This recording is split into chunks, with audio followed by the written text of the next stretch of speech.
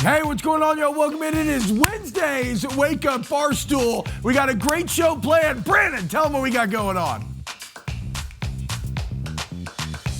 There it is, guys, March Madness. So you're all in or all out on some of these teams. We got James Palmer from Scoop City, as well as the 89 podcast, coming by to talk about some NFL news stories. Got a little tapas plates we're going to share, and some World Baseball Classic with Tom Verducci. It all starts now on FS1.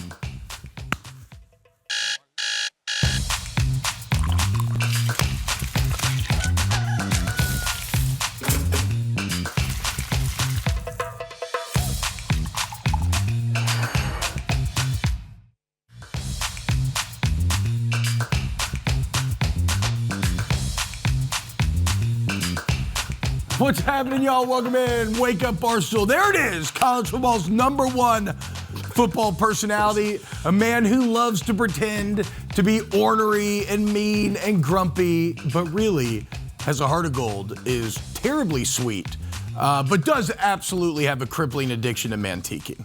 Quite jolly, too. And he sees you when you're sleeping. Bowl full of jelly? Is that how his belly moves? Everybody having fun? I haven't said a word, Brandon. It's good to see you this morning.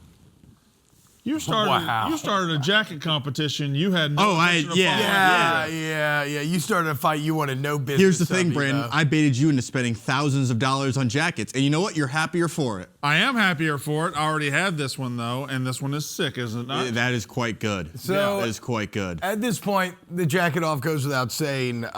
It's not much of a jacket off. Mm-hmm. No. It's just a Brandon Walker jacket showcase. I'm the only one participating in this jacket off. And I will be putting a jacket on soon. Yeah, once I file my taxes. Over time, the contest has officially been rubbed out, meaning it's only Brandon left standing in the end. I tried to look for a jacket. Stop this extreme close-up. I Guys, don't like stop. it. Come on, That's Steph. crazy. What are we doing, That's crazy. dude?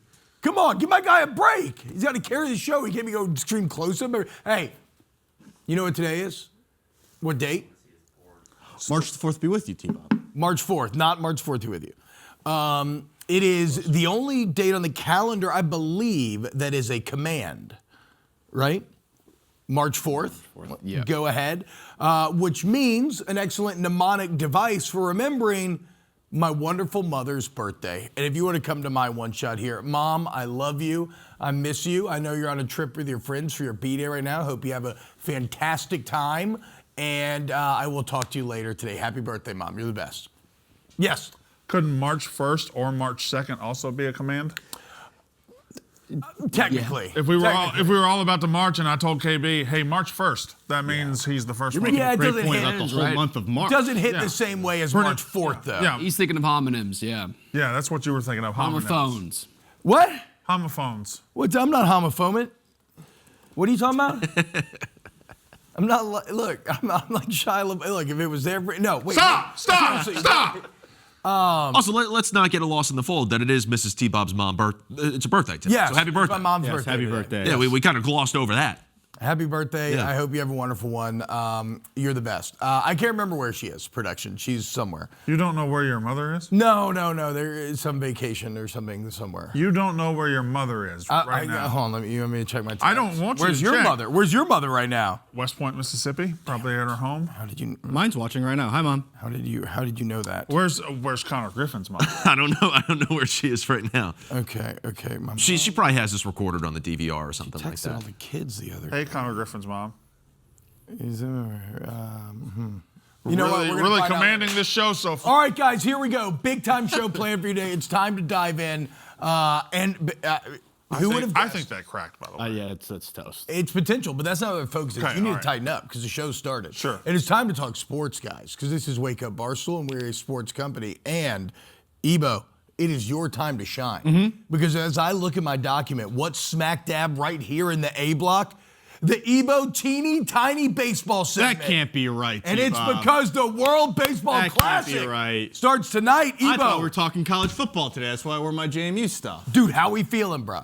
WBC, coming off the heat of the Winter Olympics, USA feels like patriotism in the sporting air, World Cup around the corner. Yeah, I want to ask you this as a casual baseball fan. You're not a big baseball fan. That's fair. No, that's fair. Yeah, that's fair. College baseball's you're my a speed. big LSU baseball fan. Where are you at in terms of riling up your patriotism for the WBC? Because I'm always excited for the WBC. I think it is a fun time of year, but I think there are things that people maybe aren't as excited for about the WBC the way they were about men's Olympic hockey. So, the casual American.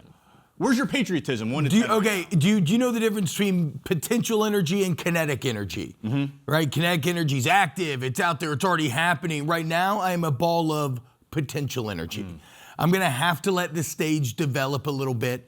I'm going to have to let the narratives kind of suck me in. I'm going to have to let these games start, and then I'm guessing it'll be a slow ramping climb, or maybe I'll be all in off the You're a beginning. casual who's going to get excited for the semifinals and the finals. Essentially, that was a Yes. overly pretentious way of saying that. You're going to sit out the earlier rounds as the games unfold and everybody plays, and then when the U.S. is playing Puerto Rico or the U.S. is playing Venezuela for the championship, you're going to come back in. Well, this will be the early rounds are great. Maybe background TV, doing stuff around the house, maybe messing around on my laptop a little bit. I'm not going to be hanging on every single pitch this early in the My game. patriotism is through the roof because not only do we have hockey now, and we're going to win the World Cup in soccer later this year, but you can't win the Triple Crown without winning the World Baseball Classic. And this is the second leg of the Triple Crown. This is the Preakness Stakes. Or is it? I'll walk out of here. I promise. I don't know what they're doing. This is Guys, really dumb. directors, This is what are really we doing dumb. I here? don't like it. You can't piss off the star guys. I don't like it at all. That's stupid. It is It's crazy. Media 101. We're very much like England in this, in the fact that it is our sport, and we do not even come close to dominating this event. No, it is definitely our sport. And does England believe soccer is their sport? Yeah, I believe it is their sport. They invented it. And They invented soccer? I believe they won the first World Cup. Yeah, I and think haven't won so, since. actually. don't I know thought if they it's invented soccer. golf. That's Scotland? I think it might have been Scotland. They invented both rugby rules football and association football, which is now soccer. I see. Yeah. But yeah, I don't know. I feel like Do they get credit for inventing America too? Or did we invent it when we got tired of their crap? the Italians. I don't know. This is a KB question. The first settlement was Spanish, no? Who gets St. credit for Augustine? inventing America? Inventing America. America Well, I will Ves- say England's America official Vespucci. sport is cricket. Why is there a cricket bat in the Mostly Sports studio? I didn't realize that there was. There is. That's pretty awesome. Kyle, I was up late last night playing a sporkle of name the state by the 6th largest city. Yeah. And it just keeps going. You can do it by the 7th largest Yeah, city, I've the gotten 8th to largest city. 31st. Yeah, Really? Yeah, they're it's sickening. They're unbelievable sporkles, though. They're so good because you'll do Texas, it'll like be El Paso, but then Nebraska was Kearney. That's probably 5th or 6th. Yeah, and it was just a Good wrestling team, yeah. I love the breadth of human passion. As I'm sitting there looking at painting miniature tutorials, you're playing Sporkle on the 6th largest city. See, that's why this show is great. A lot of, maybe not physical diversity, but a lot of mental diversity here on Wake Up Barstool. Speaking of passion, Yeah. is what the Dominican Republic does with baseball the most impressive of any national output in athletics?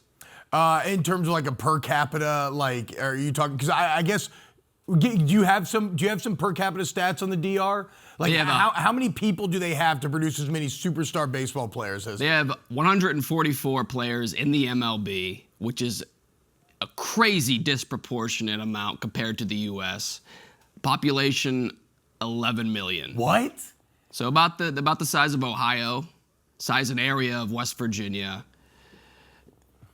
Why is that? Is it that because the baseball culture is so extreme from a young age? But how is their development so good without the resources that we have? They can play year round, right? That's one of them. That's all they care about. The passion is there. They're built to.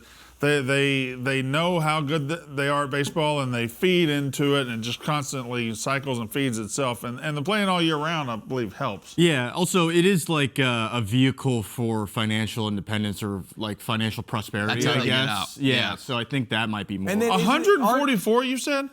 144 players in the MLB. If you asked me how many the Dominican Republic had in the major leagues, I would have said 50. And it's 144? That's wow. There's what, Also- 750-ish?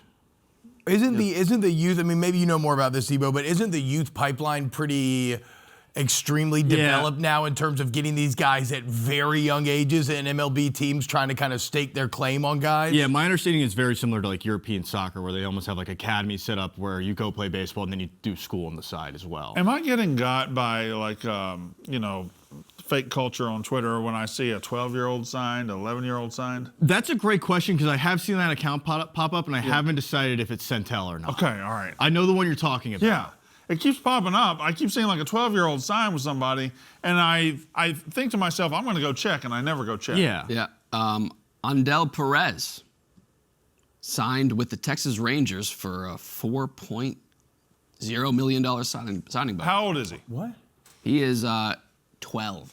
Right. Wait. Is that real? $4 million. I don't know if it's real or not. See, Are I we don't. still saying sniffing kids? Because Yeah. I think Yeah, I got a little. I think. You're smelling cat? Bring back cat. You never sniff kids. No, I'm the most gullible man out there. I will believe anything. There's some kizzy here for sure. All It's right. like the bench warmers. Can I talk to you for a second? I need to talk to Connor. What's up? And this might not Is it be. about my pants? It's not. What happened to your pants? Oh no, never mind. Continue. Don't look at my pants. Do you have a hole in your pants? No, it just looks there. This is a fixed pair, so it looks like I have a hole in my pants, but I don't. You know, I started recently wearing T-shirts under flannel shirts. Yeah. And I noticed that you have never sported that look, and all of a sudden we're on together, and you're wearing a T-shirt under a flannel shirt. Where'd you get that look, huh? First of all, I wouldn't say you've. Actually, this is an extremely Brandon Walker. How is this a brand? This is Brandon Walker. Hold on, this is you walk into Target. It's like the displayed outfit that they tell you to wear with the garment. When did this become a thing where Brandon Walker owns steak and flannel shirts? This is everybody wears flannel. What's going on? And what's going on with your hair with the two well-placed strands coming down in your face? I had no control over my hair this morning. Is that right there? Yeah, that's bad. I'll fix that during the commercial break. But then it'll just go right back to being messed up. The flannel shirts, you've worn flannel shirts. It's not like you just started wearing them. I'm sure you've worn them for years, as everybody has. I'm even more looking at the jeans and shoes combo. It just I feel like I look at Brandon every day and I see almost that exact. Brandon's exact never setup. worn the 550s. Come on, team. Yeah, no. Okay, wait, hold on, Ebo. Okay, let's get to the actual baseball then. Because yeah, the DR is incredible. I want to compare lineups here. I want to get into the U.S. starting pitchers, but if you were to look at Dominican Republic's It's gonna scare you. It's lineup, terrifying. and then you were going to look at the USA's lineup, who has the advantage? See, here's the thing: is I think it kind of goes blow for blow. It's two heavyweight lineups that I think are very on par with each other. I think. Who do you want to we break have a down significant first? edge. Look at that list: Aaron I think Judge, we have a Bryce significant Harper, edge in pitching. Schwarber, Cal Raleigh, Bobby Witt Jr., PCA. I mean, I think just like Judge alone, you have to give the U.S. the edge. Bobby Witt may be one of the three best players in baseball. Like, I think you have to give the edge to the United States, but that Dominican lineup is so deep. I don't think they have the pitching. But then again, we don't really know the impact pitching's going to have in this tournament. I mean, no one's really going to be going more than like 4 innings as a starter. So. Well, Scuba's only going to pitch once, right? And it's a bunch Guerrero, of it's going to come down to single elimination. So it's like anything can happen. That's the Single beauty of elimination this tournament. I was going to say single elimination in baseball is especially fun. Yeah. Because there is no more volatile sport than baseball in terms of upsets that would never happen in other sports being created. I mean, we saw it in college baseball 2 days ago. Northeastern went into LSU and knocked First off the loss number of 2 the team in the season. country. Yeah, like that's. It is a sport. I think they've done studies on this where basically like how do you get the same amount of parity in the NBA? I think in baseball you need like a 15-game series or a 20-game series. Hockey you need like a 70-game series.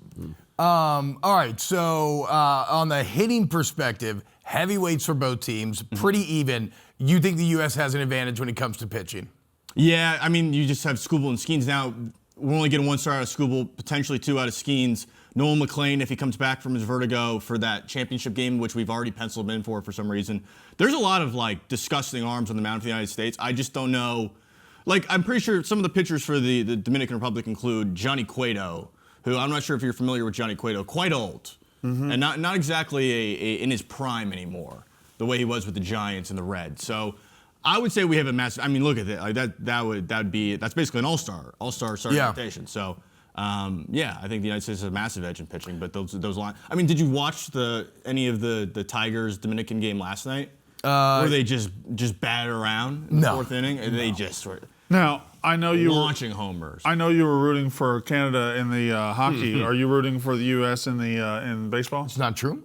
You're not rooting for the U.S. in baseball. No, it is not true okay. that I was rooting for Canada in hockey. Not true at all. In fact, you can check my Twitter. I was drinking New Glarus beers, going into OT against Canada to power them through American breweries. I know you were bummed because Russia wasn't in it, and I thought you said it wrong. Nope. That's also deeply. I know you're joking, but I was kind of bummed that we didn't get to beat the Russians. Yeah. Would have been nice. It'll come again. Okay, how about this? Give me your finals predictions here. Japan, the defending champs here, the WBC. U.S., the odds-on favorite. Who do you think ends up making the finals I'm here? gonna give you USA, Dominican Republic, the two teams we just talked about. Okay. So Japan's out. Yeah, Japan out. No Otani pitching this year. I don't believe Sasaki's pitching either. So I was going to say, what changed for Japan, do you think, to maybe make them I think it's more doubt just them the a bit nature more? of the tournament, that there's a bit of an element of randomness. And The last time we had a World Baseball Classic and you had that ninth inning showdown of Otani and Trout, is that the peak of the World Baseball that was Classic? awesome, yeah. It's almost impossible to write a story that good. Like, I would be shocked if they could somehow match that this year. Maybe it'll end up happening. Also, the great Otani speech, where it was very anime-like. He's like, I know we admire them, but for today, we cannot admire them anymore. What made it anime-like? If you've ever watched any anime, I can't remember what the term is, KB. Maybe you could look this up. But in the like My Hero Academia, Dragon Ball Z, since there's a specific type of anime about the kind of regular guy trying to make it to the top, and there's always like these like speeches like, I know I can get it done. If I work as hard as I can, eventually I can reach the zenith, and that was very Otani-like in that moment. Love it. Shout out Shohei. Aaron Judge, your speech was not that good. It's early on. I'm going to give you a chance. It's early on, okay? Coming up next, March Madness on the right around the corner. College basketball. Let's look at some of the teams that are in the That's where my Sean Kemp went. in or out. Coming up next. What's happening? Welcome back to Wake Up Barstool on FS1. College basketball is in the air. The ratings are killing it. The quality of play is fantastic. There's upsets. The freshman class is ready to step onto the biggest stage. I want to get into some of these teams. We're not going to talk about the Big Five. I'd probably throw UConn in there as well. We're going to talk about some of the teams that are very good, but also have very recognizable flaws, very frustrating losses, and we're going to go team by team, go around the room and say, okay, are we all in on this team or are we all out? Sure. Let's start. What if we don't agree? That's fine. We don't have to come to a consensus. Well, then how's it going to be all in or all out? Well, individually, all in or all out. Sure. Not as a team here. We just do the hokey pokey and Turn ourselves around. Well, That's what it's all about. at this time of year especially, college basketball. Texas Tech is going to be first up on the list. Of course, Toppin goes down. They rattle off 3 impressive wins in a row. Last night, though, a hot TCU team gets them. How are you feeling about the Red Raiders entering March? So I'm going to go all out because you're making it impossible. I can't kind of be in. I can't say, well, let me see some more. But after Toppin went down, they had a couple of big wins. But you can do that in the short term when you lose somebody like that. But in the long term, when you got to win 6 games against quality opponents in March, I don't think they're going to be able to do it. This isn't an indictment of Texas Tech. This is simply saying we already put 5 teams ahead of everybody. Yeah. So I got to really have firm belief that this team can rise up over those 5 teams and everybody else we're going to talk about. So for that reason, I'm all out. I'm almost to the letter, Brandon. I'm with you. Like, it's the simple logic of you can't have your best player get hurt and then me just like bet on you. I would love for the narrative of them to prove me wrong and go on one of these magical next man up, the whole is greater than the sum of its parts journeys, but no, I'm not going to bet on I don't think he was their best player. He was like their second or third best player. Okay. Well, But they got the shooter's the best player. I'm all in. I'm going to be contrarian because Christian Anderson has really stepped up, and in those 3 games after Toppin went down, I think he was averaging over 20. Tough game last night, letdown spot after they go on the road to beat Iowa State in that massive game. I think they bounce back. Also, yeah, TCU hot, fighting for a spot on the bubble. You so. promised you promised you were going to fix your hair in the break.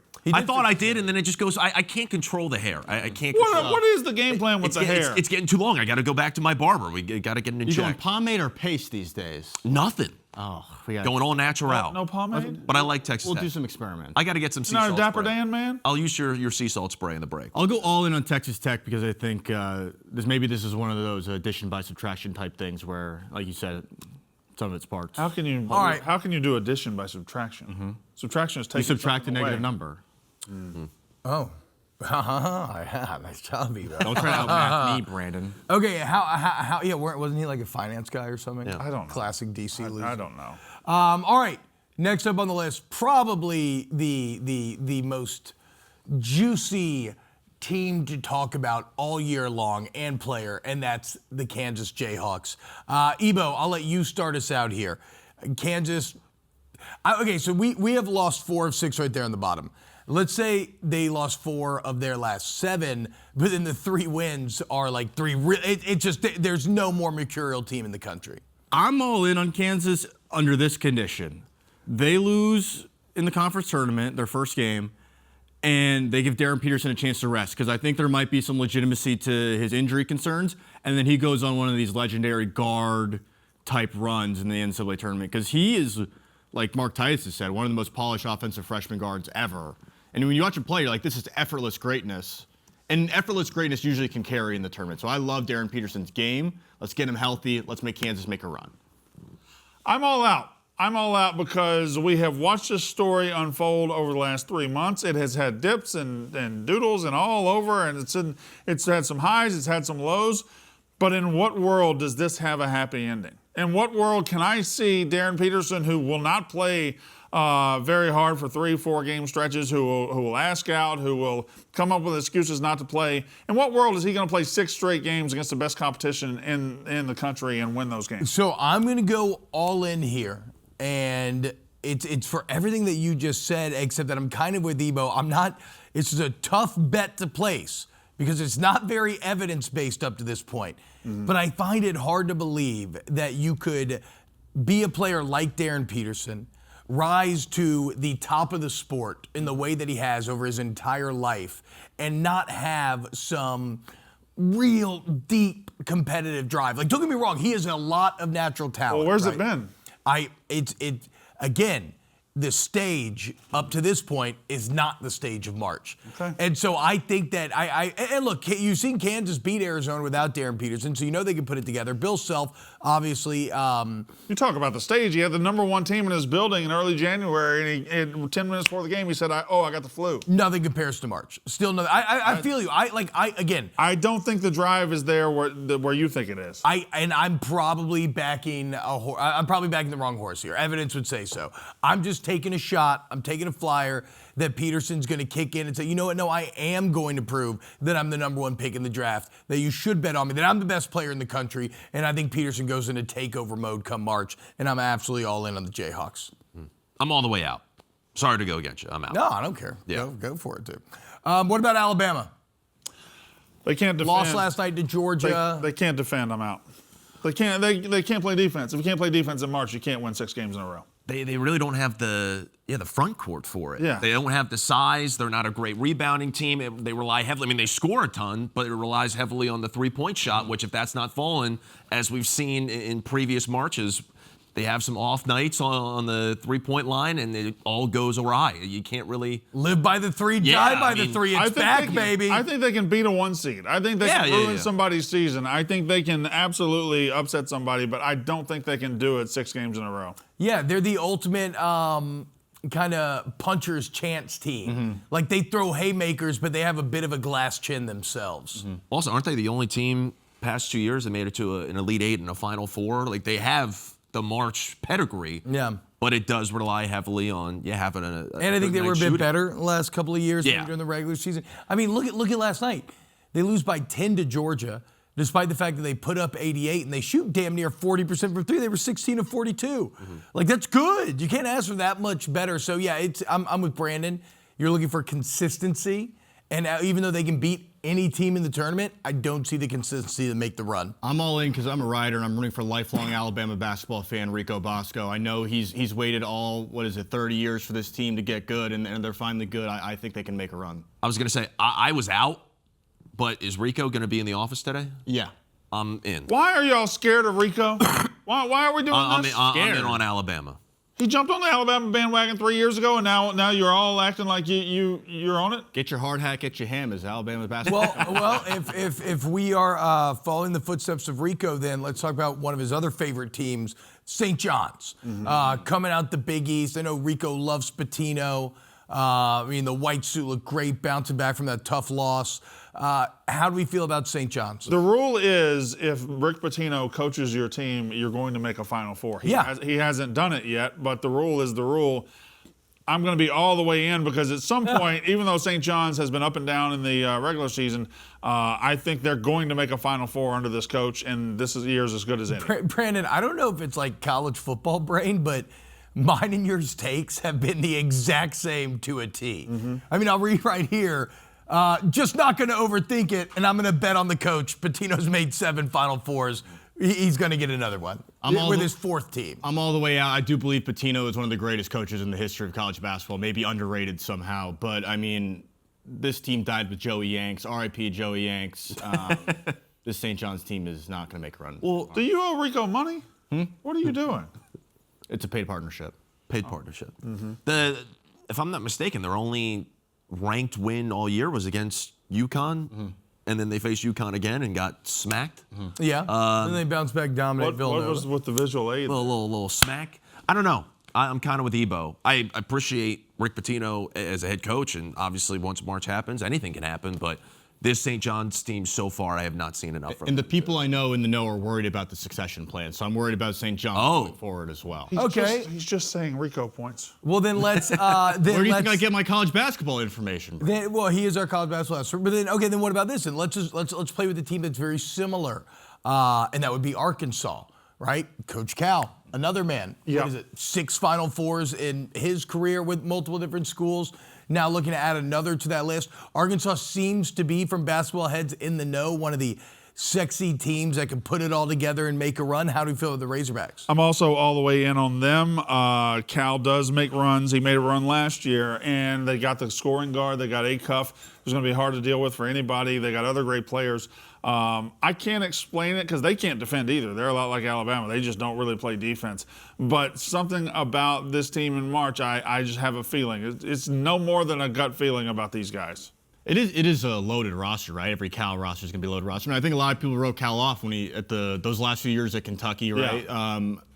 Still a very good team, like you said. Acuff, DJ Wagner was a 5-star. Yeah. Brazil, I'm all in on Arkansas. I think that could be fun, make a run. Maybe a little Elite 8 spot. How deep can you see them going? I can see them making the Final Four. Well, per this conversation, this is supposed to be the teams that we think can make the Final Four. And I'm going. Can I say something about that? Yeah. 2008 was the first time that all 4 number 1 seeds made it to the Final Four. It happened again last year. Yeah. So it went 17 years in between. I don't think it's going back to back. I don't think we're going to see that. Teams like Arkansas, like St. John's, somebody's sneaking into this Final Four.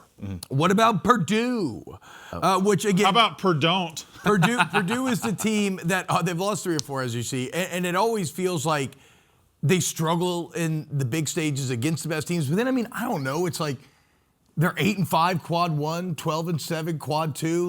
Well, T-Ball, let me stop you there. If I know anything about Barstool Sports, is we have a Purdue expert on hand who can explain to you the laws of Purdue basketball and football. His name's Kyle Bauer. Yeah, Purdue losing is complimentary bread.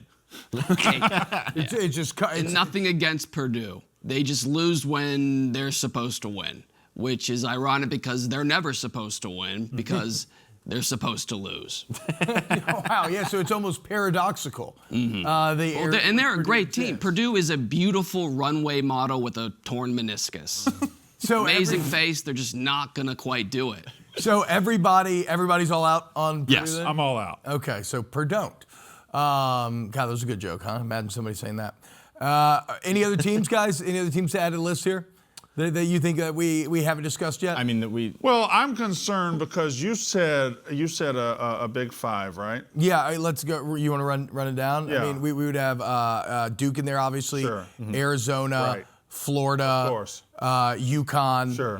Who am I missing? Why am I blanking? Michigan. Michigan, duh. Yeah. Yeah.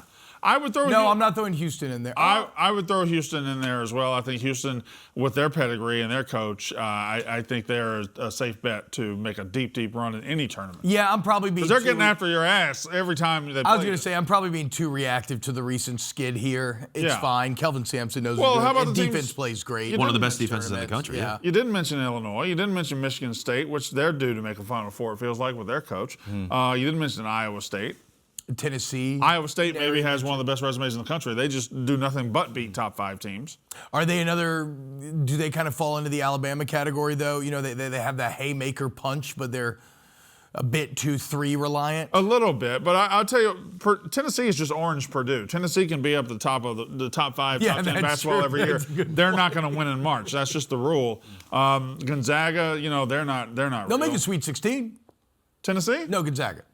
Sure, maybe. Yeah, so I'm just saying They're not very real, though. No, but they make it every year to Sweet 16, don't they? Oh, they flipped it. Okay, so now we got North Carolina. No, deep cuts. Nebraska felt like they were a great story early. Has the flower faded on them a little bit? Yeah, they kind of got The blown most out fun last part night. about them is still the term Nebraska ball. It's just fun to say. It does rock. If I'm seeing a team that can clip somebody off, Louisville is a team that we talked about with like Arkansas, where it's like you got shooters all over the gym. They just haven't played up to the. What's I like happened to Miami. BYU? Yeah, Miami's been hot lately. What's Well, happened to their point BYU? guard got hurt. No, I know, but AJ's still playing out of his mind. It seems like they should be able to have a bit more success than they've had lately.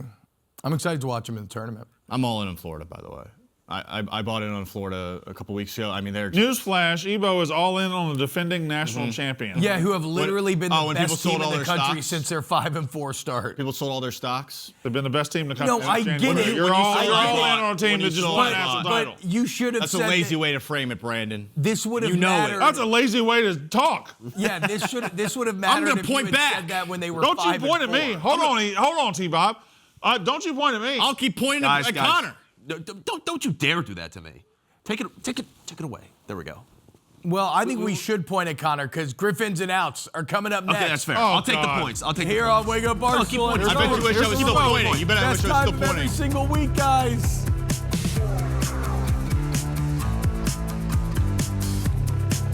Welcome back to Wake Up Barstool here on FS1 What? right now. What was that word? Wake Up Barstool. It's a show. That's what you said? Yeah, Wake Up Barstool. Okay. Right now, though, it's time for Connor's Griff-Ins and Outs, where our own special boy Connor Griffin tells us what we're bringing into this week with us and what we're leaving behind. Counterpoint, do we have to? Yes, it's my favorite part of every week. Actually, Brandon, you're going to like this first one because you're on this train as well. My first in, it's greed. Yep. Greed is very much in. Never goes away. The San Antonio Spurs are coming for everything. They're Tony Parker. Tony Parker. Victor Wembanyama is coming for the best basketball player in the world. He's going to take over the sport of basketball. They won every single award in the month of February. What? Yes. Every award. They covered them all. Player of the month, defensive player of the month, rookie of the month, and coach of the month. The Spurs won every single one. And All right, Coach of the Month. That's too many awards. they have it. But, I'm just watching Wemby. This is stupid, man. well, the Spurs also, they played last night against my Sixers. They beat us by 40. So they're coming for everything. It's just not right, Connor. It's just not right that in the mid-'80s, they got the number 1 pick in the David Robinson year. And then they had a good run, and then they got the number 1 pick in the Tim Duncan year. Yeah. And then they had a legendary run for 20 years, and the next time they got the number 1 pick, the Victor Wembanyama year. They never got the number 1 pick in an Anthony Bennett year. They never got the number 1 pick in a Zachary Richarche year. Yep. They got it in all 3 of the best years ever. Now, you know, It's not fair. it is not fair, but as somebody who has very closely watched a couple of number 1 picks squandered in Anthony Davis and Zion Williamson, it is also a credit to the organization. I know it's lucky, but like they made the most of that luck. Brandon, Hi. I feel like you would know about this more than I. Sure. Bruce Lee and Kareem Abdul-Jabbar. What's the movie they did, that Kung Fu Enter the Dragon, where he's fighting to the top of the You building? knew the answer. Well, I'm saying, so nowadays, Sure. we know Victor Wembanyama loves martial arts, right? Right. And he's, You want to put him in a movie with Jackie Chan. I was gonna say no, because Jackie's old now. Who's the modern day Bruce Lee? Who would we pair did him this up one with? day on Mostly Sports. I don't know if there is one because they all go to Steven Seagal. No, he's too old too. That's an insane answer. I know it's an insane answer, T-Bob. But there is no answer. Yes. I don't think there is a modern day Do we Jackie not Chan have or a Bruce Lee. modern day martial arts actor that we all love to go watch? Because Jet Li had the throne for a Ip Man? while.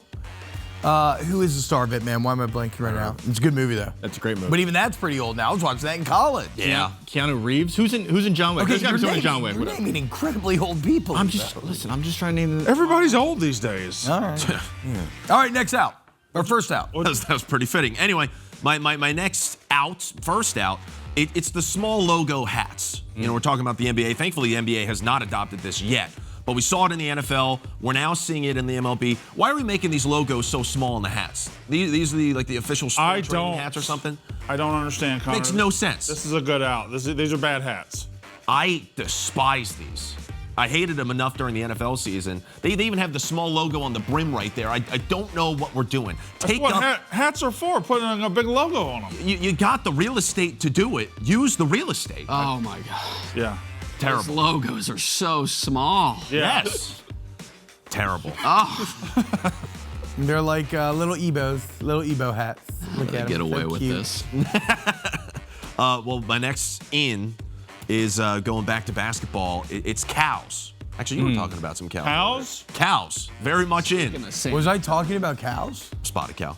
But you go to Utah State. They had a cow out. This is pretty cool. I've never seen anything like this. And I believe the band, kind of like the center left right there, is in pink. That's an to udder. represent the udder. Yeah. So I love everything about this. I like the idea here, Connor, but if they didn't tell you that was a cow out, could you play? Yeah, I think you could spot bro, it. You would know that's a cow out. I don't think you good. know that's a cow out. That's good. Oh, could good spot job, that. good That's job, good, Connor. job. The only thing that it maybe could be would be like geography, but the colors aren't right. I mean, the udder pushes into pure cow territory. This makes me want LSU not to do a stripe out, but do like a tiger out, where like it's carved out in different shapes. It might require a level of Black and Asian. that might require a level of sober coordination that I'm not sure that we have in Louisiana. This is Utah. Yeah. Sure, a lot of these people are Mormon. Like the only way you're locking into this level is if all you're hyped up on is caffeine. Yeah, and the variance in the spots too is perfect. Makes it look like an actual cow. So shout out to Utah State. What if like the trombone players are just squirting out milk? What was the Maybe. what instrument was that? Trombone? You said it. You went trombone. Trombone? Yeah. What would be the funniest? I mean, what's the giant? Tuba? Yeah. Imagine a big squirt of milk out of a tuba on Yeah. cow out night. What a time. A little sousaphone action or something. I don't know, but I like That- the French horn. French horn would be good. That's probably the best one, the biggest one. But that was in college hoops. Sticking with college hoops. My next out, it's the LED courts that the Big 12 is rocking with What? For the conference tournament, where they're going to be projecting all these different logos, and they could change it on a whim. It's a glass court. We don't need to revolutionize hardwood. I think that we could just stick with the hardwood. We'd be totally fine. I'm out on this. So that's my issue, Connor. I think it's a cool idea. I think that looks cool right there. But sometimes, like right there, they have used a glass LED court to simulate a wooden court. Yeah. Yes. Why not just have a wood court? It's a great question, Brandon. Advertising. Yeah, which I mean, right? I mean, is that like you could easily put it on a Are they slippery? Are they the same surface? How do they feel? I'm worried about the safety. I'm worried about. You're not worried about safety. Yes, I am. I'm worried about kids in the audience being scarred if this thing gets hacked and somebody puts a stupid. I'm sorry. What's image that on it. guy doing? Can he not move? Does he have to stand there while we're doing the court reveal? He has the iPad. Well, why does he stand off to the side? I don't want to see showing him that standing on all the logos. He's showing that you can change it as you go. They should let a 3-year-old hold the iPad during the game, and whatever Yeah. happens. I still think That's going to happen eventually, where somebody's going to get a hold of this thing that you do not want them to get a hold of it. they should do NBA Jam animations where if a guy hits 3 threes in a row, he's on fire, and then like flames trail his footsteps, or like on a massive dunk, like the paint explodes or the court shatters, and then it's just like the void of space underneath. Yeah. Like we got to take advantage of it. We can't just simulate wood. To Brandon's point. The simulating wood is a major problem. You think it'd be okay to watch a movie on that from the 300s? Kyle? What? What? You looked at me. What? What? What? Simulating wood. That phrase was It didn't look great in that lighting either, but I'm sure it'll look better in television lighting. sure. Yeah. Well, but you were talking about advertisements, and that's why they want to put it on there, the corporate aspect to it all. My last in, it's got to be corporate Riz. Corporate Riz, very much in. Yeah, that's I know gotta why be- you're saying this. gotta be it, yeah. I could not disagree more with No, your look at this. interpretation. Because Cameron Brink, she said that her fiance first reached out to her over email. Look at the subject line to that email: attempting to mingle. Oh, okay. And so he okay, used this okay. as an alternative to DMing or trying to get in touch with her in like a creepy way, got her email and sent her a nice email, and now they're engaged. I apologize. That makes sense. I thought you were doing a Burger King McDonald's CEO thing. How do you sum this up with the phrase corporate riz? What's corporate about? Well, this is just very formal, like a corporate email kind of to. I'm not saying, listen. Sending a Gmail and saying attempting to mingle as a subject line is pretty wonderfully corporate. That's corporate riz. Yeah. Obviously, they're not in the same workplace and everything like that, which that's a different story. So her last name's going to be Felter? I don't know. We'll see what happens. He's got to be Brink. Triple B. Benjamin Burton Brink? Yeah, hell yeah. Triple B's, I'm the man. Level it up. But then you're going to run into LeVar. I said I can't, but I can't. Triple B's got the plan. My last out is backflips. Out on backflips. Impossible. Backflips have never been out. No. I see this at the NFL Combine.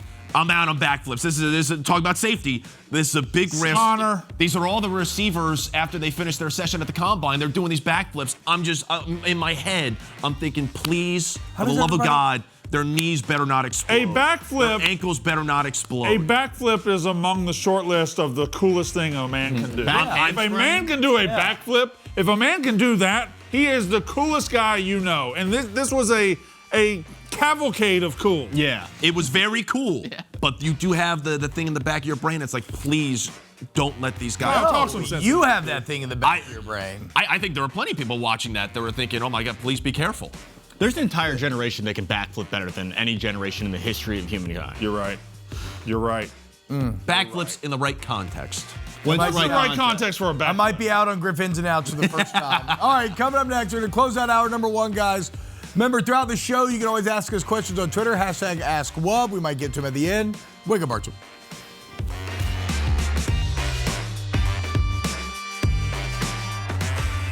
All right, a couple minutes here, and I got some that really grinds my gears, guys.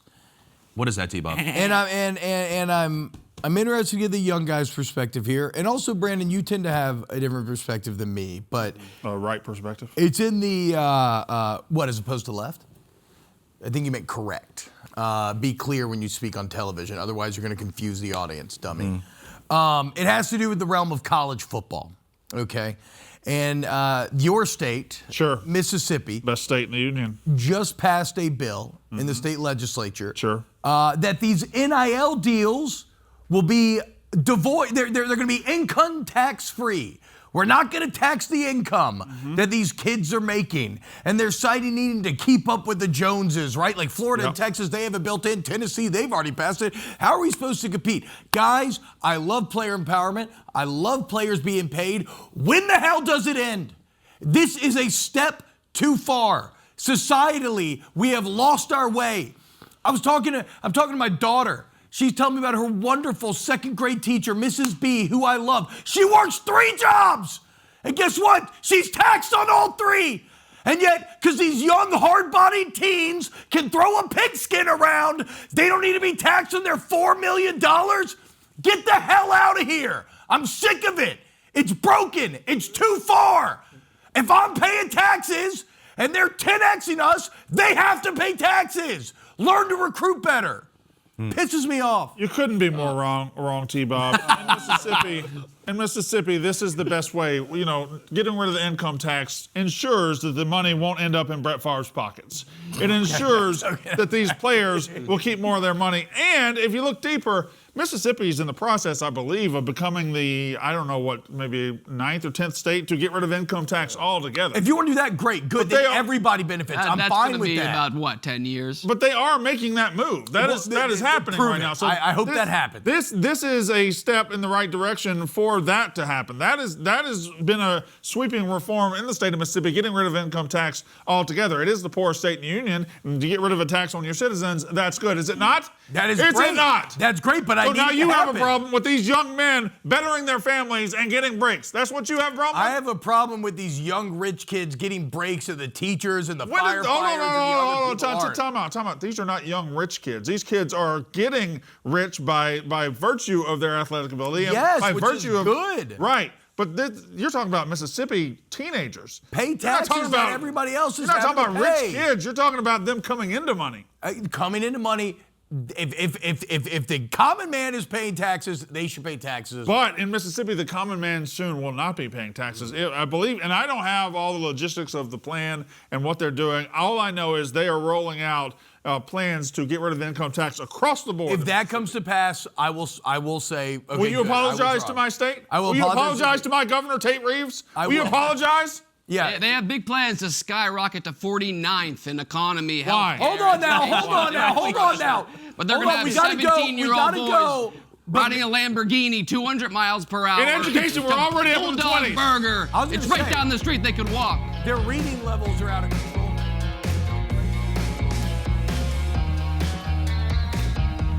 We got you. He knows Star Wars. I don't know Star Wars. Brandon knew what George Lucas's Space Jazz was called.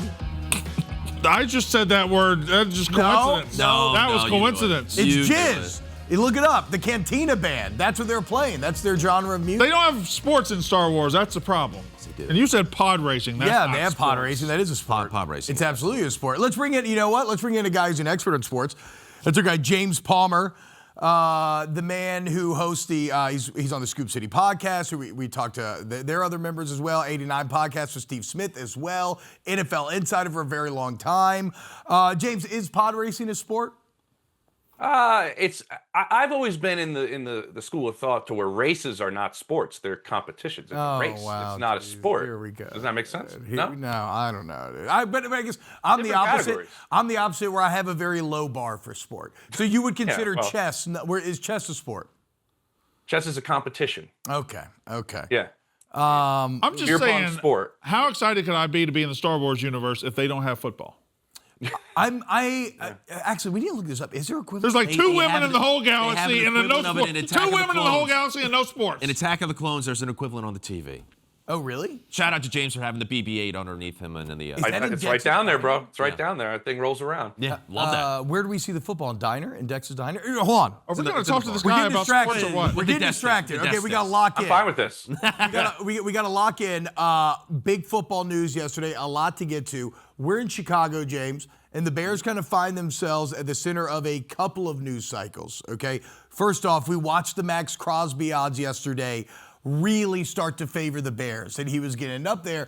And then by the end of the day, Drew Dahlman, their Pro Bowl center, 27 years old, just got paid, comes out, retires out of nowhere. So the question is twofold. Where do they stand on Crosby, and does the Dahlman saga affect the ability to make that deal happen? It might affect it if you want to swing big, right? If you want to try to go after Tyler Linderbaum, which I've heard little rumblings of. If that's the case, then that would probably affect Max a little bit. But let's get into Max first, because I do think they're part of that group. And I think there's a chance that this happens this week, that he's on the move. And I think that the reason that is you want to maximize things, right? If you're John Spytek, and I had a chance to have a conversation with him at the Combine, if you want to maximize this, you want to get it done before everybody else is bidding on edge rushers or spending their money or spending their cap money, and you have the ability to move him before that happens. I think that puts the Raiders in the best spot possible. When I talked to Spytek, he kind of told me, I don't think they want to give him up. I really don't think they want that. But he told me, and this part was the most specific, I think, guys, he was like, we have to be sober with where we're at. What he's saying is, I don't think this is turning around tomorrow, right? We know this isn't, a quick turnaround. So is Max going to be a part of that? Is his value that big in a year or two? His value is probably the highest it can be, and I think the Raiders do understand that. So they're not actively shopping him, but teams are calling and teams are interested. I think the Bears are part of that group. Why? Because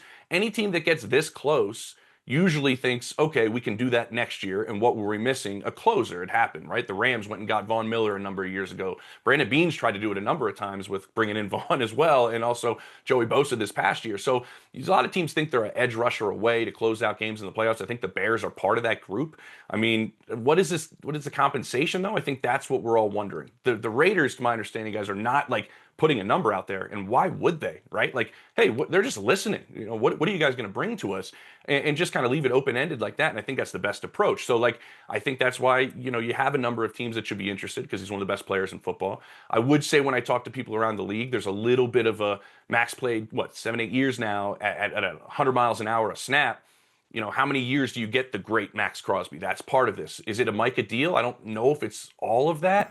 I think Dallas is in this. I think Buffalo's in this. I think Chicago's in this. I think New England's in it.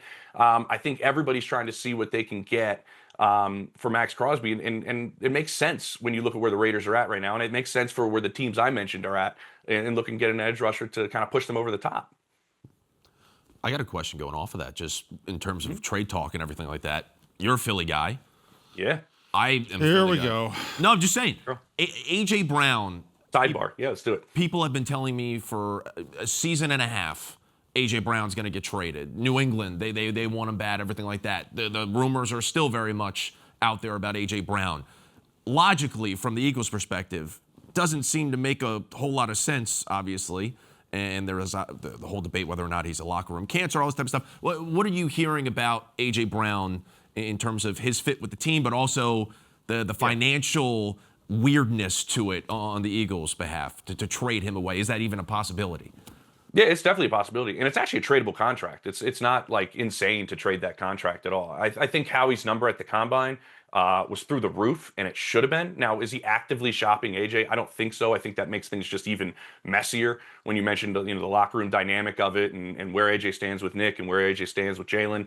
I don't think you want to complicate that even further. So I don't think he's actively shopping him. Is he listening? Certainly. Has he gotten calls? Yes. Has Jimmy Sexton worked the phones on AJ Brown's side? Certainly did that legally during the combine and seeing what was going on with other teams and what their interest is. I know a head coach that I was with at the combine at an ungodly hour ended up just laughing when he heard what Howie's price is. But that's where Howie should be right now, right? He's not going to lower it anytime soon because they don't have to trade him. That's the other part. Could they go through a very difficult year again? Certainly. Will all my boys back home be upset, as that's what we're talking about? Certainly.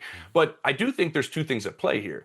When I talked to Nick at the combine, he was like, I want him back. I love working with him. We don't just put good players, and send them out the door. And AJ's been maybe one of the best receivers we've seen, and maybe the best receiver we've seen in recent memory in Philadelphia, as we've been starving for one in that city for an eternity. But there's another player on the team that they'd be very comfortable sliding right into the number one spot in Devontae Smith. Like, when I talk to people around the league, this is a number one player. This is a guy who is a number one wide receiver that can be a volume wide receiver. And when Nick and I had our conversation, he was like, I don't think there's anything Devontae Smith can't do on a football field.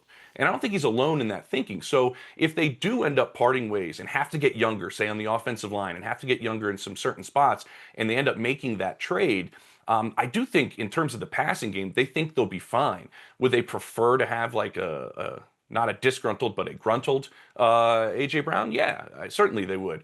But I do think this is one there's more likely a chance that AJ Brown's in a different uniform than an Eagles uniform. Could he come back? Certainly. But I think the chances of him playing somewhere else are probably greater right now, and how he's kind of working to see if that's possible. All right. Hello, James. I am Brandon Walker, the #1 college football media personality in the entire world. This will be a National Football League question, though. So okay. My question is, let's get into the quarterback carousel. Let's talk about Kyler Murray. Let's talk about the quarterbacks who are going to be moving, Malik Willis. Do you see landing spots already developing, or will this be something that goes on through the entire offseason? We're all kind of wondering how the pieces are going to fall here. We've never seen an offseason like this at the quarterback position. We really haven't. If you guys remember, go back a couple of years ago when Denver makes that massive mistake for Russell Wilson, ends up cutting bait, and they eat all this dead money, and you have a Super Bowl winning quarterback who's played a ton of games, and he's now available for the league minimum. Everybody's like, this doesn't really happen. Well, this year that could happen with like 4 guys. It could happen with 5 guys. And Kyler Murray's at the top of that list now. And when I was at the combine talking to the right people, it was like, yeah, there's no way he's going back to Arizona. I don't think he wants to, and the new coaching staff certainly didn't want him back. When you look at Kyler, you now have Arizona paying all of the money. He has the ability to decide for the league minimum really wherever he wants and kind of bring himself back in 2026 to maybe create a new market for himself in 27. That's why everybody keeps saying Minnesota as a team that's a potential landing spot, because it is true. They want to bring somebody in to compete with J.J. McCarthy and try to bring the best out of J.J. in that competition and also protect themselves because he has an inability to stay on the field. So when you look at Kyler, now that he's been released, he is at the top in terms of talent, in terms of what we've seen in terms of track record. When he's at his best, he's extremely accurate, arm's great. I don't know about the legs of late over the last couple of years, but at the same time, he's a playmaker. And when he's on, he can be on. And so now you have him. And then you have Malik Willis, who's a true free agent, a gamble. Honestly, when you look at the sample size, that number does keep climbing, which is going to be interesting. If it stays near 20, I think there's more teams that'll be interested. And then you could have the same thing with Tua Tagovailoa as well. So like Malik Willis has a great deep ball. He has the ability to move within the pocket. He has a lot of great traits. But again, it's a gamble in a sense. I talked to some people in the league that said they dumbed it down in Green Bay for him in terms of how they ran the offense. Which side of the camp are you on with that? And you're going to make this massive investment for Malik. So like you have Kirk Cousins, you have Geno that could be part of that playing for nothing. You have Kirk who's in the Financial Hall of Fame, so maybe he doesn't play for nothing. But all of these guys could play for the league minimum. So now the quarterbacks have the power instead of the teams. They can just pick where they want to go because money isn't really an object. Teams aren't bidding against each other. Quarterbacks are figuring out what their best situation is. And that's why I think this landscape is so different than years we've seen in the past. James, so we're talking quarterback market. You were just at the Combine. Is there a name that you're hearing in the draft class? Obviously, we know Fernando Mendoza is anointed the number one pick at this point. Are there any risers that you were hearing out of the Combine in terms of the quarterback position, anyone climbing draft boards? What happened was what everybody was predicting. They all said Ty Simpson, when the Combine rolled around, was going to climb. And it's for two reasons. It's a lack of quarterbacks. That's obviously always going to push guys up the board. The position obviously always pushes guys up the board. But everybody knew he was going to crush his interviews.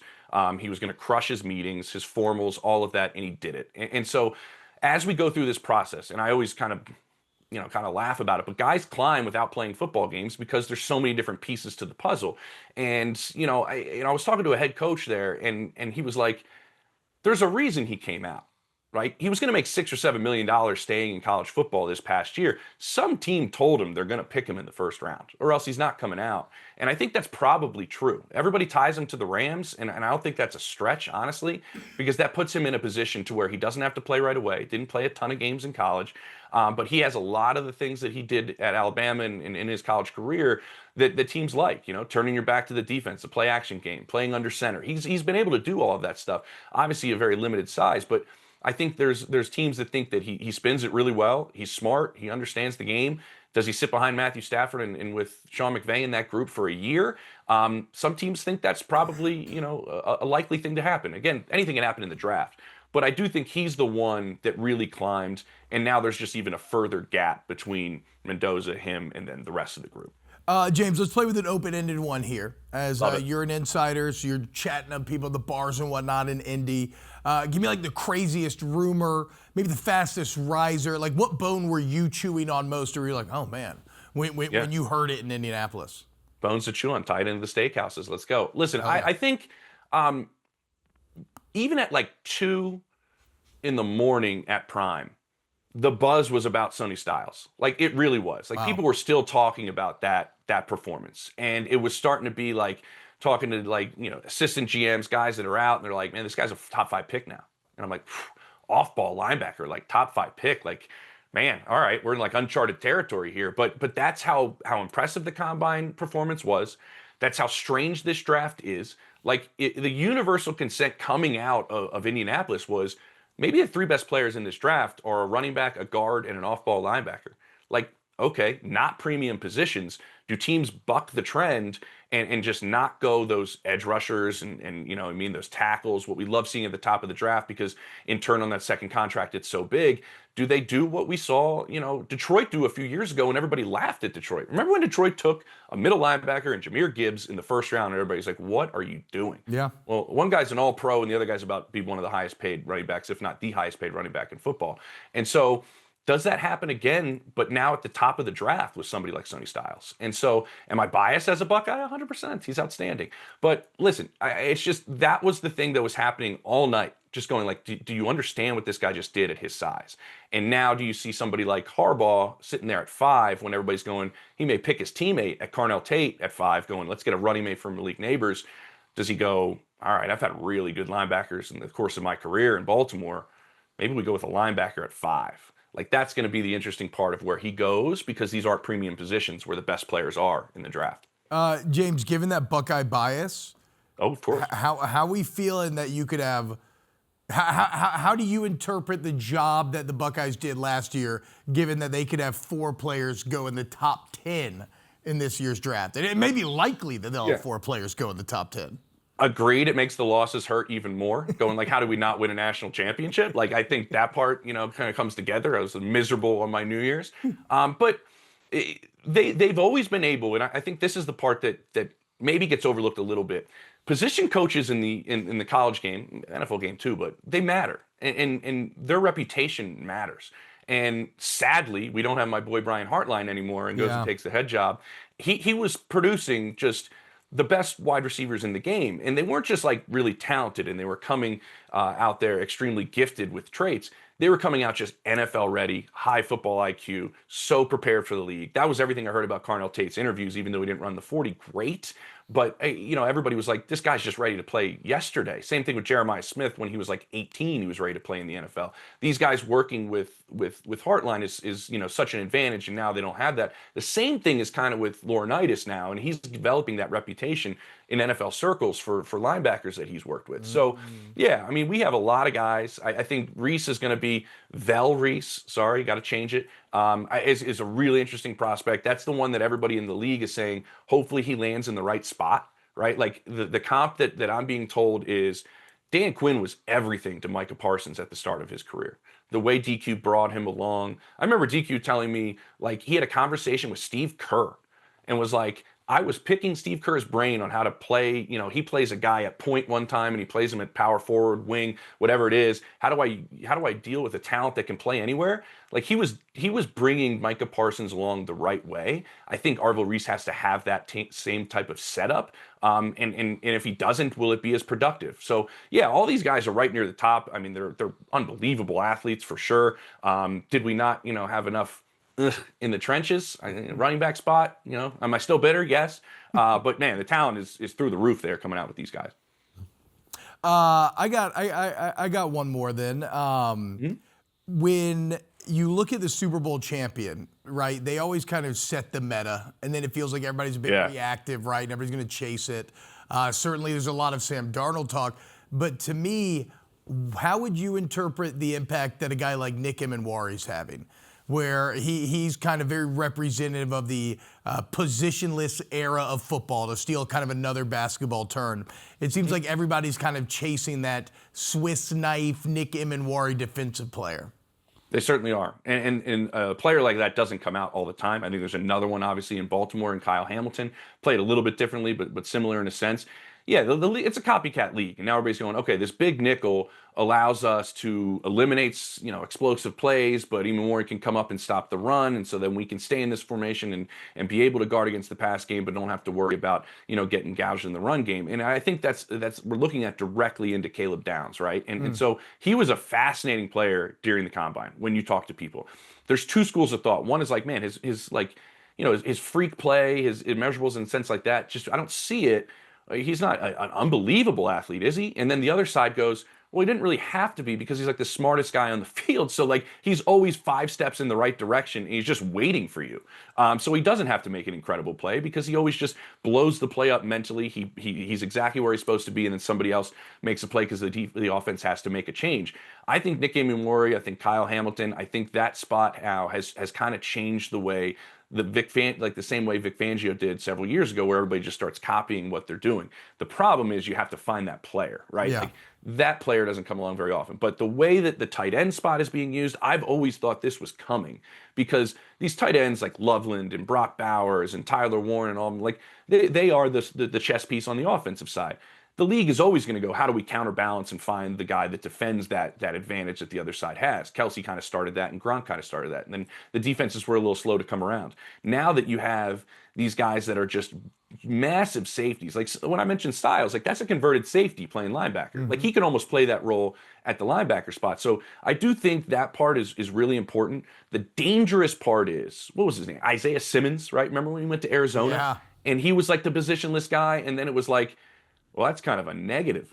Like, Yeah, he doesn't have a put this position. guy. Yeah. We don't have a position. And so in the draft, in that evaluation, I started hearing from teams going like, okay, there's 2 ways you can look at positionless players. One, Nick Emenwari, like he can cover like a corner. He can play in the middle of the field. Derwin James is one of these guys too, an outstanding blitzer. He's like a B+, A- at all of these. That's an advantage. Sometimes when a guy like I say, seems like he's a positionless guy, because I don't know where to play him, he's a B- at all of them. It's a different viewpoint. So I think how you use them and how that skill set goes throughout the different ways they're used is the hard part of finding the talented guy to do it. Guys, check out Scoop City with City Chase Daniel, our guy James Palmer. Check out the 89 podcast. He's an NFL insider as well. James, thank you so much, man. You have an excellent day, my friend. Thank you. You guys have a great one. Continue the Star Wars chat. Just listen. Absolutely not. Listen in. It's a great point, because I really feel like one of the inherent flaws here, Brandon, was that they went J.J. Abrams for both 1 and 3. If you remember the original trilogy, you actually had 3 different directors. I think that was a benefit. So if you were already going to go Rian Johnson for 2, you needed to continue down that road, and you needed to go a different director for 2. And look, Brandon, without a doubt, if you go back to original Star Wars, right? Like the Ewoks were in Return of the Jedi for the sole reason of selling toys. Yes, corporate greed was always in charge. It has always been in here. George Lucas got the merchandising rights, one of the most genius decisions that he's ever made. My only point that is in the context of modern Star Wars and a story perspective, the disappointment of not allowing that Luke and Grogu story to develop is something that rings and looms. A story to develop? It's a baby Yoda, okay? That's all it is. The story, they're just making it up on the fly. He's super cute, too. And hey, guys, how about Kyler Murray? How about Fernando Mendoza? That's not nice to Kyler Murray. Who really go from Grogu? That was messed up. Okay, look, if you're the Colts. Speaking of Kyler Murray and Grogu, Ebo. That wasn't nice. Geez, you're just lashing at everybody now, aren't you? Let's go get on the bench press. But seriously, like too far. Kyler Murray. I would do that. You want to do that? You do 30? I can do 30. Let's do it. He did look pretty strong when I was watching him practice the other day, to be fair. But like He's half his body weight. Kyler Murray, he's tough to parse. I read this morning he's one of 5 players in NFL history in his first 7 seasons to throw for 30,000, run for 3,000, and the other guys are like Cam Newton, Josh Allen, Lamar Jackson, and Russell Wilson, right? His record as a starter with the Cardinals is basically 500, and they're like 5-25 when he doesn't play. 2 of those guys were bad to be compared to. 2 of those guys had no tail to their career. Russell and Cam Newton. They Cam peaked. was good. But they went up and then they went down. Like Cam Newton didn't have a lengthy career. He MVP in 2015 was very good, but when it ended quickly. It did end quick, but he was maybe a little over. Okay, here's my point though: is that he is probably better than we give credit for. If you're the Colts, why aren't you tripping over yourself to get in the Kyler Murray sweepstakes? Do you I think the believe in Vikings, the Dolphins, the Daniel Colts Jones that much? Yeah, I think all these teams should be. The Colts probably do believe in Daniel Jones, but like Vikings and Dolphins, there should be a line around the block for this guy. I agree, and I'm going to be fascinated to see. I would like to stand next to Kyler Murray one day and just see where we compare. I think you compare pretty favorably. I want to try to frame Mog Kyler Murray. Ain't no chance. Ain't no way. You don't think I can do it? No. All right. Coming up next, guys, Tom Verducci stopped by the show. We're going to talk some World Baseball Classic. Don't go anywhere, man. If you like to watch all of your favorite stars on the biggest stage, it's here on Fox, and Tom's going to break it all down for us. That was a good segment. Check it out, guys. You don't want to miss this one. It's the World Baseball Classic. Aaron Judge, Paul Skeens, and Bryce Harper suit up for the Stars and Stripes as Team USA takes on Brazil. It's Friday at 8 Eastern, and it's only on Fox. And what a time, guys, here at Wake Up Barstool. We're getting excited for the World Baseball Classic, and who better to talk to than a man who has covered this league for 30 years. It's Fox baseball analyst Tom Verducci. Tom, what's going on, man? How we feeling this morning, dude? Oh, guys, I am pumped for the WBC, man. I really am. It's a gift from the baseball gods. I call it playoff intensity baseball in March. I don't know about you guys. Obviously, I love baseball, but spring training games, they're not exactly an oil painting when it comes to artistry and interest. But we get this tournament here, and the players are totally into it, not to mention the fans. Yeah, it's kind of a blessed football offseason here, right? Where we just had the Winter Olympics, we got World Baseball Classic, we got March Madness, we got the World Cup. A lot of these themes themed around USA and pride in your country. So for those of us that maybe are the laymen when it comes to international baseball, can you kind of set the expectations for the audience, Tom, when it comes to where you feel Team USA stacks up here? Yeah, we'll start with this. Anything less than a gold medal will be a disappointment for this team. There we right? go. Because over the other WBCs, they've had a tough time getting the star players to come out, especially pitchers. Well, there was such momentum from the last time with Team USA losing to Japan in the final. Of course, that great moment with Ohtani striking out Mike Trout. It's like guys who really wanted to get on board. Mark DeRosa, the manager, had to tell some guys who wanted to play, we actually don't have room for you this time. So I love the fact that it's the stacked roster, but also the beauty of this tournament, guys, is that basically anything can happen. Now, the chalk is Japan against the USA in the final again, but the Dominican Republic is absolutely loaded. I mean, their lineup, they have 8 players out of their 9 starting players who got MVP votes last year. They are ridiculously packed. They have 4 players who have contracts worth $2 billion. Oh, my God. I mean, it looks like an all-star team. They're loaded. Venezuela is loaded. Puerto Rico actually has made more WBC finals, or it's the same anyway, too, as the USA. And they always bring incredible mojo to this tournament. So chalk is, yeah, USA, Japan, but don't be surprised if somebody else breaks in there for the final. Tom, you talked about just now other teams potentially breaking through, and I read what you wrote recently about maybe potential limitations for Team USA, and one of those being pitching. We know Skubal's only going about 55 pitches. We know Skeens maybe getting 2 starts. Do you ever see this event being more than maybe just like a tune-up spot for these guys? Is there a chance that we get to a spot where we can see Skeens go 7 in one of these games ever down the line in this tournament? He can only go 7 if he's really efficient with his pitches, and he strikes out too many guys for that to happen. So, no, I don't see it happening. I know people bring up the idea of why not play it during the All-Star break, maybe play it after the World Series.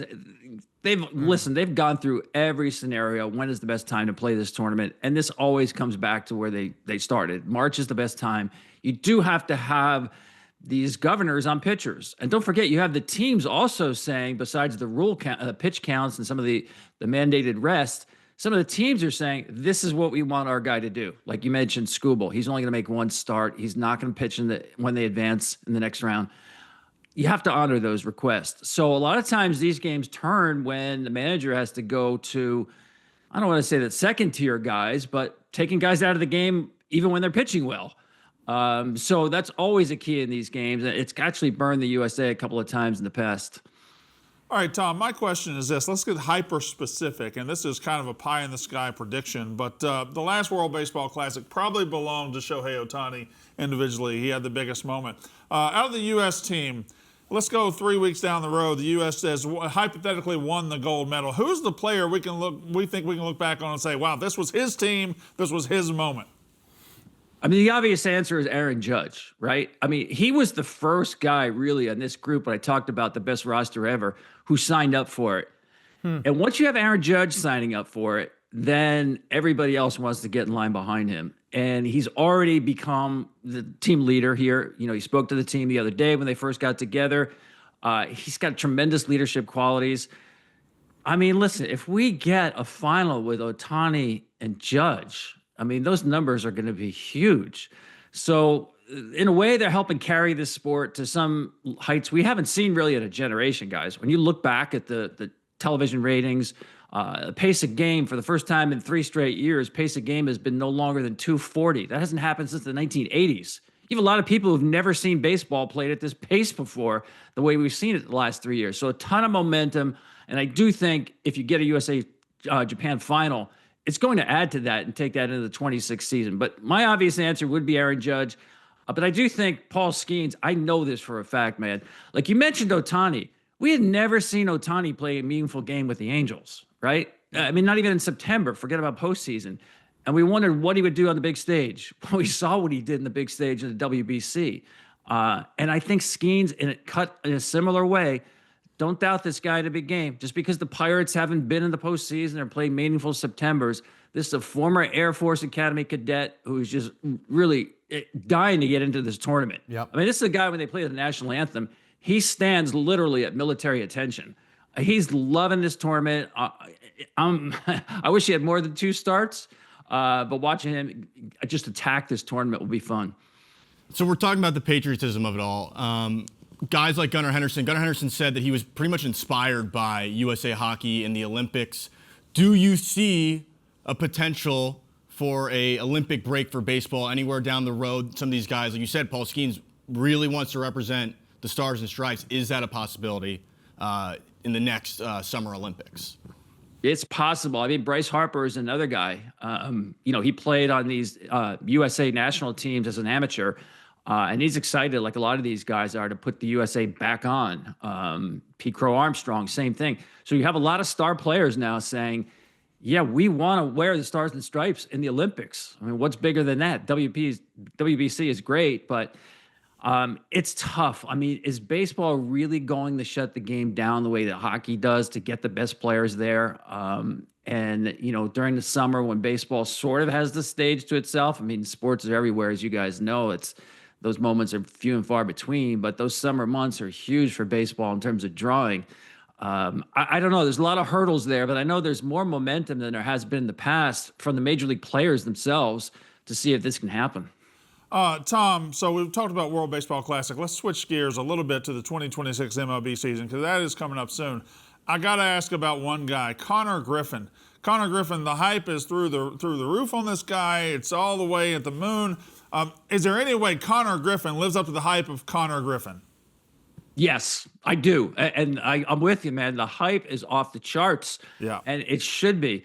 Listen, when I watch this kid play, and he's 19, right? He turns 20 in April.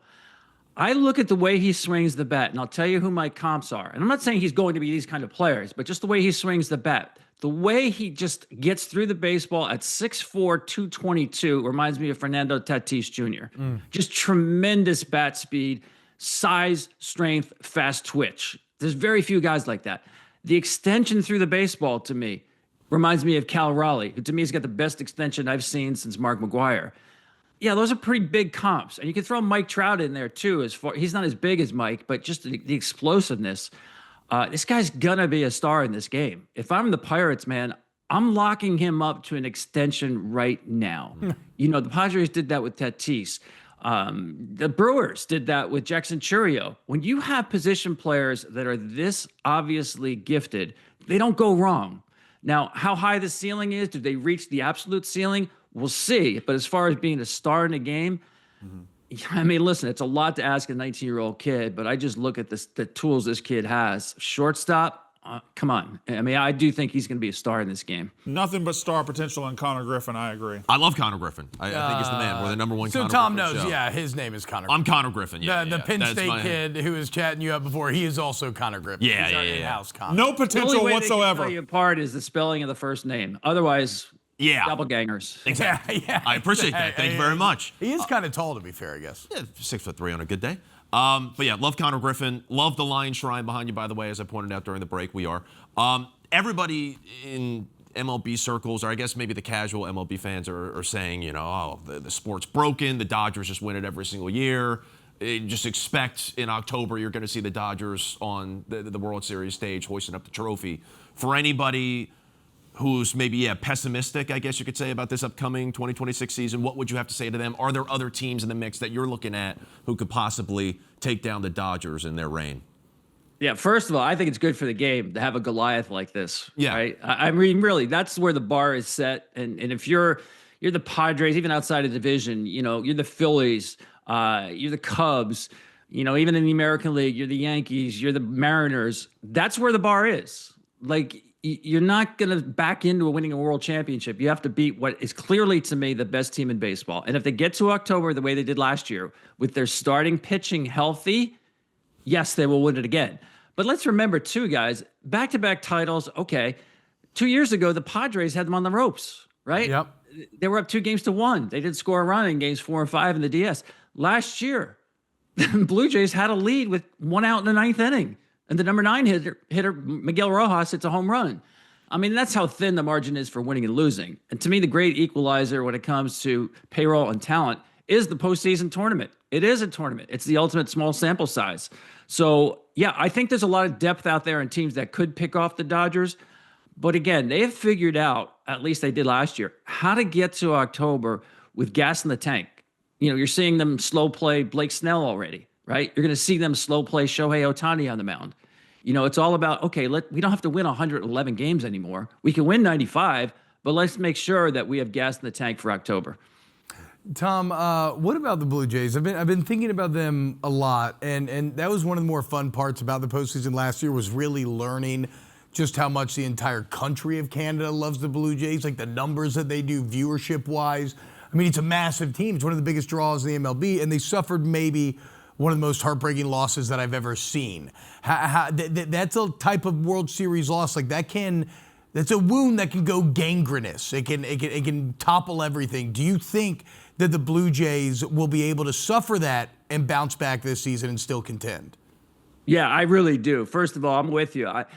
I was amazed how many people who were not Blue Jays fans were remarking to me after the World Series how they grew to root for that team. Yeah. First of all, they were easy to root for, right? We love their style of play. They put the ball in play, and they didn't strike out. They run the bases. They've got some power. Just a fun bunch. As you said, they got the rug pulled out from under them, so that was part of the sympathy, if you will, for that team, because they did come so close. But yeah, I'll go back to the 14 Royals. They lose Game 7 with Bumgarner just going, superhero on them. Bounce back the next year and win it all. Yeah. This is a very similar kind of team where they put the ball in play. Still with younger players. It's not an older team at all. A deeper team, pitching wise this year. They signed Dylan Cease, which I thought was a great signing. This guy's going to bust out. He not nearly has come close to results of what his stuff is. Pete Walker, the pitching coach there, he does a great job. I mean, he turned Robbie Ray into a Cy Young winner. Very similar kind of MO. Great stuff. Doesn't command the baseball great, but they figured things out there in Toronto. So, yeah, I mean, listen, I love Seattle. I love New York. But to me, Toronto is still the team to beat in the American League. Yeah. Tom, so Bill James discovered that a walk matters. Last year we discovered we can reshape the bats. This year we're discovering we can challenge balls and strikes. What's something next? What's next in the analytics revolution? What's going to change baseball next? Well, you're already starting to see like this Dodger model here of just kind of carving up pitching among a lot of different guys, right? Like we're so used to guys looking at teams this time of year and saying, all right, what's their rotation? And looking at 5. You better look at like 6, 7, or 8 on hand. And a lot of teams are doing this. The Cubs are a good example now. Like the 6-man rotation is here to stay. Maybe even a 7th-man rotation. Again, you can play. You look at the wild card now. You can play 500 baseball for 4 months and get into the postseason. Just get a little bit hot at the end. Get yourself 83 to 86 wins, get yourself into the tournament. And if you've got pitching depth, you can run the table in the tournament. So I think that has changed the nature of the game. You don't need to pack your rotation with 5 guys who throw 200 innings. Just spread it out, keep them around 140, 150. I don't want to say it's the MLB equivalent of load management in the NBA, because these guys are going out there, but they're not really leaving them out there for 7, 8 innings, as you guys know, and getting them out there the 5th day. So that's a trend that's already been in the works, and I think they'll extrapolate it out even more because it's worked so well for the Dodgers. You mentioned the Cubs there, Tom, and we are in Chicago. It's the tip of everybody's tongue. Season right around the corner. How do you feel about the offseason moves the Cubs have made? You wrote a book on the last title. Do you think they can contend again next season? This season? Yeah, I do. It's a really good team. They're going to catch the ball as well as anybody in baseball. Them and Toronto were probably the 2 best defensive teams last year. Bregman at third base makes them even better. Love to make up this team. To me, they know who they are. I was talking to Craig Counsell in spring training, and he admitted this is the most set team that he's ever had, either in Milwaukee or Chicago. He's still known for mixing and matching all the time, but they're going to run out basically the same lineup each day. It's a really good lineup. I love the addition of Edward Cabrera to the rotation. Cade Horton is a budding star. My only issue here is that both Horton and Cabrera haven't really run the marathon yet, of playing those full 7 months and taking the ball 30 times over 7 months. Love the stuff there. But again, I think they built in, the depth there in terms of the rotation. I love what Boyd did for them last year. Listen, they've got to find a way to beat Milwaukee first, though, right? Yeah. I mean, on paper, I've been saying the last couple of years the Cubs are better than the Brewers. It hasn't been the case in the regular season or last year, even in the postseason. So that's job one for them. Win the division, maybe get yourself a bye and stay out of that first round. But yeah, this team, I think, is going to give anybody, including the Dodgers, all they can. I think they're that good. I think they're a 95-win team. Fox Sports, Tom Verducci, MLB Insider. Can't wait for all your coverage on the Baseball Classic as well as the entire season, Tom. You're very busy. Thank you for giving us so much time. Have a wonderful morning, man. Yeah, I enjoyed it, guys. Thanks for having me. Absolutely. We are. Penn State. Right? Did you That's just the forget guy. the name World Baseball Classic? Yeah, that's why I said Baseball Classic. Okay. Yeah. What are you going to do? Baseball Classic sounds like a great game on the Nintendo Entertainment System. Yeah, hell yeah. Shout out King Griffey Jr. Slugfest. All right, coming up next, guys, we're going to close out the show. If you want to ask us some questions, get on Twitter, #AskWub.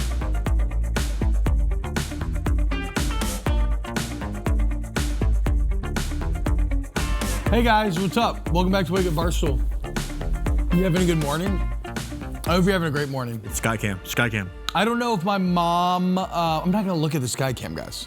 I don't know if my mom heard her happy birthday wishes at the beginning of the show, but Mom, What's happy up, fam? birthday, March 4th. I hope you're having a great birthday so far with you and your friends. Happy early Mother's Day to all the moms. Skycam Kyle. Happy early Mother's Day. Skycam Kyle, yeah, okay. Skycam Kyle. Mm-hmm. There he is. You're on the Skycam, Kyle. You're on the Skycam. Yeah, there we go. Cool. Can we tight shot Just Brandon again? the hundreds behind him. Yeah, KB, what's been on your mind this morning, man? It's been a very sports-heavy show today. What have you been doing lately? I've been thinking about wrestling. Really? It's March for wrestling as well as basketball, and this is one of my favorite seasons of all time as a fan. Do you mean like this specific wrestling season's been one of your favorites? Why? Who's the guy we need to know? Yeah, who do we need to lock in on here? This 133-pound weight class is one of the deepest, most impressive weight classes of all time. We have true freshmen, Aaron Seidel from Virginia Tech, Jax Forrest, who forewent his second semester of high school.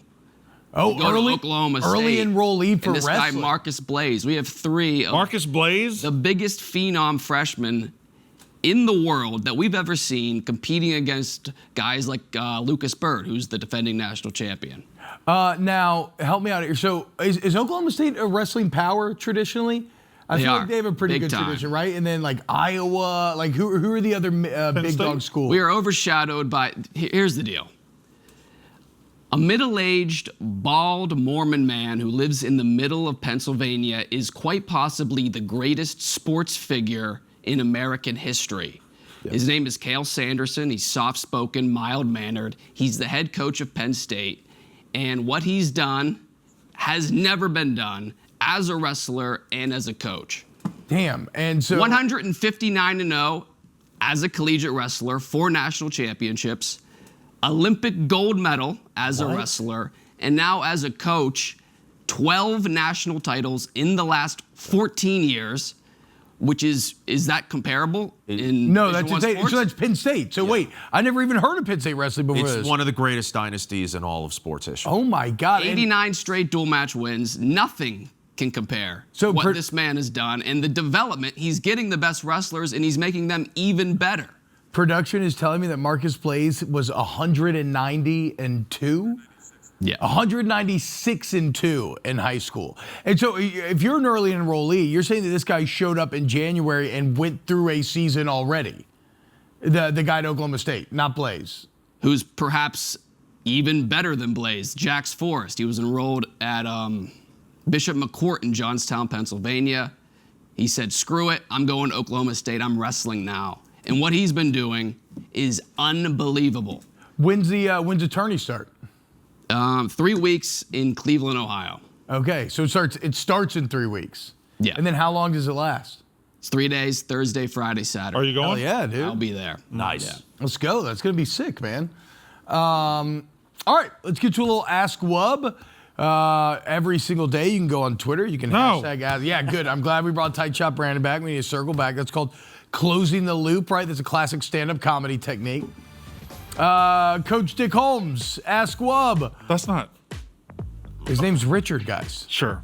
Morning, fellas. And me and the missus have our anniversary this Friday. Ohio and Miami basketball play at 9. It's going to be an electric game, but I've already bought tickets for me and the boys, but the Miss wants a steak dinner. What's the move The here? easiest question I've ever seen. If they play at 9, just go at 6. Now, Brandon, I got this one. You go on the steak dinner Friday night, and then you tell the missus, save it for Saturday. And that's how you have a long and happy marriage. I would know. Wait. Telling the missus save it for Saturday is your key? Wait, yeah, hold on. I'll make sure I heard. Did I hear that right? Listen, What do you think marriage is? You don't ever tell. I'm the missus, sorry. save You it just for- want to I'm push sorry, I'm the enemy- only married guy on the show. Apparently, I guess, yeah. You never say, "Hey, Mrs. You save celebrate it for something." early, If if you anything. can get it, you go get it. Fair. You want to bump the anniversary Never to bump. Saturday for Ohio. This is a Miami massive basketball. game, by the way. Massive game. The Red Hawks? It's at 9. Go dinner at 5:30. No, but you know that the boys, they got to have a proper pregame. They got to get ready for the game. They got to make sure they're in their seats. at the Also, proper Brandon, time. I don't think you can leave anniversary dinner for the b-ball can't. game with the boys, dude. I don't know. I As someone who's competed at the Convocation Center in front of dozens of people, the wife would have to understand that he's choosing the 15-15 Ohio Bobcats over her anniversary. Coach, you got to suck this one up, and you just got to go to dinner with your lady and have fun, and then watch a game on TV. You go home, you get yourself a nice glass That's of liquor. worse. Yeah, that's What? That's you can't do worse. that. You can't do that. It's our anniversary, and I'm gonna go home and watch it on TV. Yeah. I'm choosing TV over you. You go home. Yeah. No, you watch It's one it thing if together. you're choosing the in-person experience. No, you go home and you watch it together. You cuddle up. You She make maybe her dooms- watch it. She dooms No. goes on. Maybe she likes the This is boy. way worse. Go to Stephen Che's house. But you have to Solves do all your dinner. problems. You have to do It's- dinner no matter what. What if it's a flood? It's a good point. Great point. I think You have to do dinner no Only matter comes around what. once Get to every the next 1,000 question. years. All right, next question. This comes from John Lammers. Ask Wub, how can Star Wars not have sports when Obi-Wan was watching Blitzball when asked when he death sticks in Attack of the Clones? That's the So at the football. bar, so it's not at the diner, it's at the bar they're It's watching? Coruscant, the bar. We're going to have to look this up. Early on in the movie. Also, are the Jedi's a giant waste of talent and athleticism? Like they're mentally sharp and talented, and they just wield swords. They should be playing football. Yeah, they could be making more money. Like, but why was they- Anakin not the starting quarterback at the Blitzball game? Because they have they've sacrificed money for Next. the greater good. Next. Or you'd hope- By the way, look, it looks like yes, Star Wars does have its own version of football. Nunaball is Next. what it's called. Blitzball is from what? Fake sport from what nerd franchise? Would you live God. with Mincy for 6 months? Final Fantasy X, guys, one of the all-time good games. Oh, Brandon, you would have to do this. Would you live with Mincy for 6 months if it meant your favorite team would win a title? Yeah. I personally would, yes. Yeah. It would also make it so much more sweeter if he was in your For a household when Mississippi State national title, I would live with Mincy for 2 years. Yeah. Just ignore your family completely. I would be Mincy, yes. All right, guys, there it is. Great question. Yeah, I'd do that. I love Ben. I hope everybody has a wonderful day today, and we'll be back tomorrow. Mincy More Day Wake Up on Barstool. Yak.